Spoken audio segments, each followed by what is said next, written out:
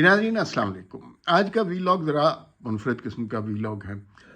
ہمارے پاس خوشیاں کم کم ہوتی ہیں، ہمارے پاس آنسو بہت تحاشا ہوتے ہیں، اور یہی ہماری تاریخ رہی ہے۔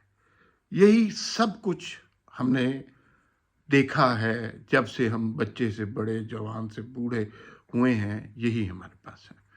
ہمارا خوشی اور غم کے درمیان بحیثیت قوم سفر چل رہا ہے۔ اس کی تازہ ترین مثالیں آج کی صورتحال سے کہ کوئٹہ میں ایک دھماکہ ہوا، کتنی جانیں چلی گئیں، اور بے گناہ عام شہری تھے، کوئی ان کا کسی سے تعلق نہیں، کوئی سیاسی نظریہ نہیں، کوئی دہشت گرد تنظیم سے تعلق نہیں، اور ان کو اڑا دیا گیا۔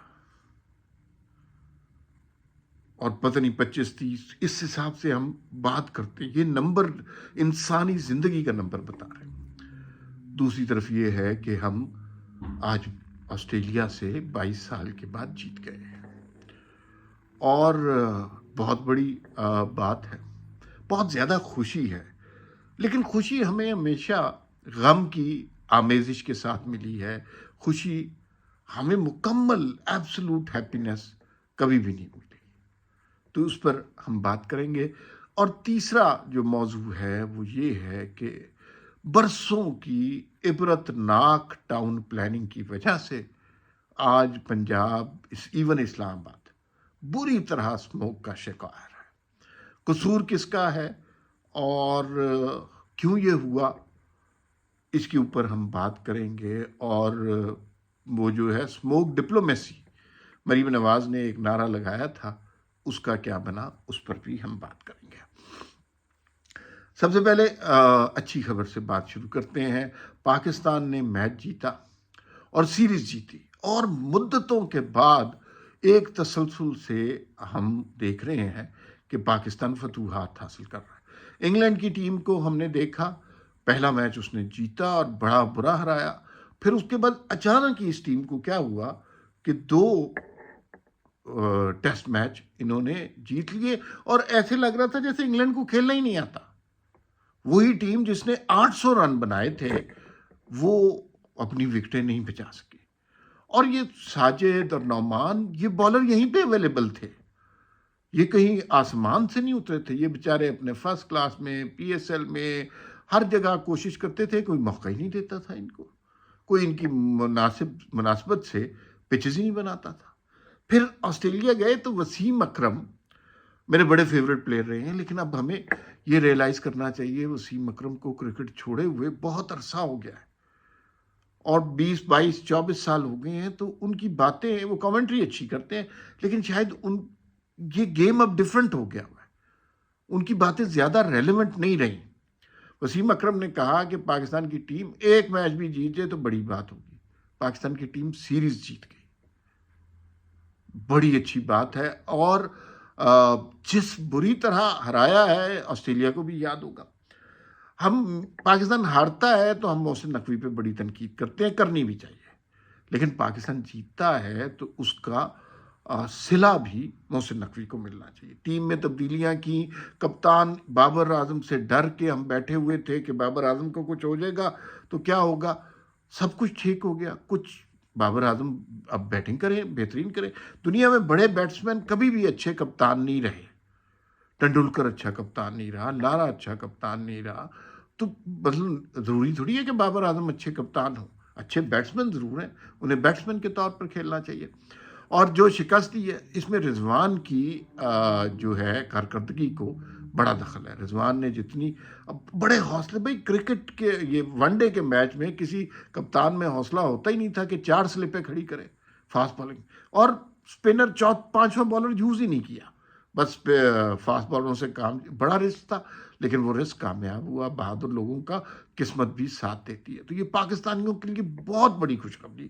کرکٹ پاکستان کے دلوں میں بستا ہے، اور وہ کہتے ہیں کہ cricket is the second religion in Pakistan and India. تو وہاں پر اگر جو ہم نے صورتحال دیکھی تو بڑی خوشی ہے، سیلیبریشن ہے، ہر طرف جدھر آپ جائیں لوگ محبت سے، خوشی سے سیلیبریٹ کر رہے ہیں۔ لیکن ہوتا کیا ہے، ہم جب بھی خوشیاں سیلیبریٹ کرتے ہیں ہمارے ساتھ کوئی نہ کوئی المیاں ہو جاتا ہے. اس دفعہ پہلے ہو گیا، بعد میں ہمیں خوشی ملی. کوئٹہ میں ایک دھماکہ ہوا اور بے شمار، پتہ نہیں یہ رپورٹ صحیح ہے کہ اتنی جانیں گئی ہیں یا اس سے زیادہ گئی ہیں. میں نے جو آخری دیکھا تھا 25 کے قریب لوگ جو ہیں وہ انتقال کر گئے. پھر سنا کہ 3 اور انتقال کر گئے. میرے فگرز شاید درست نہ ہوں، لیکن یہ انسانوں کی بات کر رہے ہیں نا، انسانوں کے اوپر کیا عذاب ٹوٹا ہے، اور بے گناہ انسانوں پر. اور اس میں آپ دیکھیے کہ کتنا ظلم ہے بلوچوں کے ساتھ. جب بھی کبھی ہم بلوچستان کی ترقی کی بات کرتے ہیں، جب بھی کبھی ہم گوادر پہ انٹرنیشنل پورٹ کی بات کرتے ہیں، چین کے ساتھ بہتر تعلقات کی بات کرتے ہیں، جب بھی بلوچستان میں کوئی ترقیاتی منصوبے شروع ہو جاتے ہیں، جب بھی بلوچستان میں جو ہے چیزیں بہتر ہونا لگتی ہیں، جب بھی حکومت کچھ پیکج اعلان کرتی ہے، تو ایک دہشت گردوں کی کارروائی BLA جیسی تنظیمیں شروع کر دیتی ہیں. اور کس نام پہ کرتی ہیں؟ کہ بلوچوں کے حقوق مارے جا رہے ہیں. اس ظالموں، بلوچوں کو تم مار رہے ہو، بلوچوں کے ہر ترقی کے پروجیکٹ کو تم خراب کر رہے ہو، دہشت گردی کا منبع تم لوگ ہو.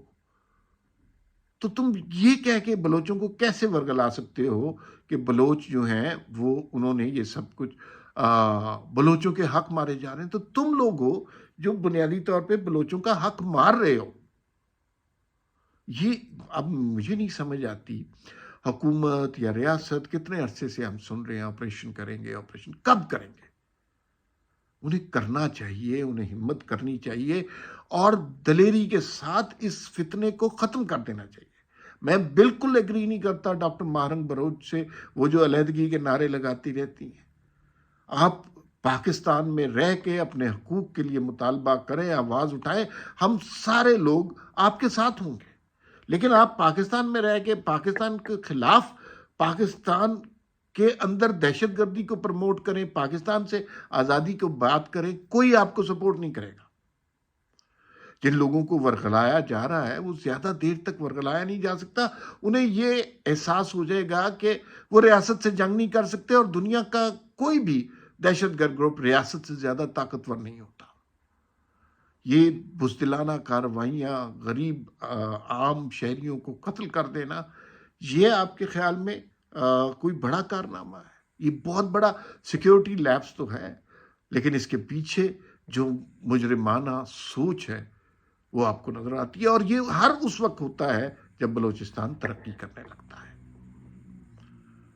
اب ذرا بات کر لیں اسموک کا. میں اسلام آباد میں رہتا ہوں. اسلام آباد میں جو 7-8 بجے کے بعد کافی اسموک ہو جاتی ہے. رات کے 4-5 دن ہو گئے ہیں سورج کی شکل نہیں دیکھی. اور جو اگر آپ GT روڈ کی طرف چلے جائیں، موٹر وے پہ تو بہت برا حال ہے. GT روڈ پہ چلے جائیں تو جہلم کے بعد رات کو بہت زیادہ دھند ہوتی ہے. لاہور کا تو بہت ہی برا حال ہے، ملتان میں بھی یہی حال ہے. یہ سب کچھ کیوں؟ کیا اچانک ہو گیا ہے؟ کیا مریم نواز کی حکومت نے یہ کر دیا؟ یہ بہت زیادہ احمقانہ پلاننگ کی وجہ سے یہ ہوا ہے. ہم نے درختوں کو کاٹنا شروع کر دیا، ہم نے نئے شہر نہیں بسائے. ایک آپ کو واقعہ سناؤں. میسولینی تھا نا، اس کی علامہ اقبال سے ایک دفعہ ملاقات ہوئی اور اس نے کہا کہ تم اتنے بڑے فلاسفر شاعر ہو، مجھے کوئی مشورہ دو.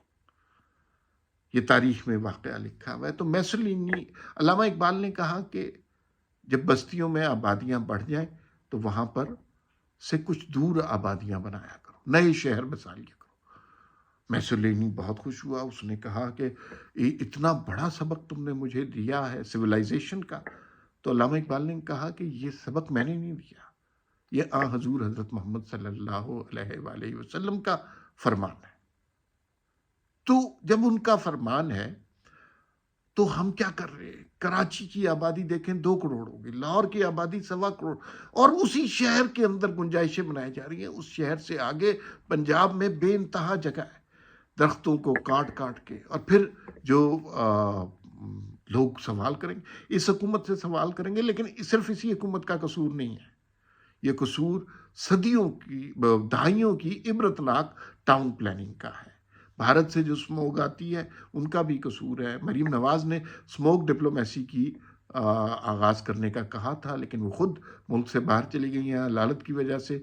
اللہ ان کو صحت دے، لیکن جو شہری اسموگ کی وجہ سے اذیت میں ہیں اور بیمار ہو رہے ہیں، اللہ انہیں بھی صحت دے اور اس مشکل کا کوئی راستہ نکالے۔ فی الوقت اتنا ہی، پھر ملاقات ہوگی۔ اللہ حافظ۔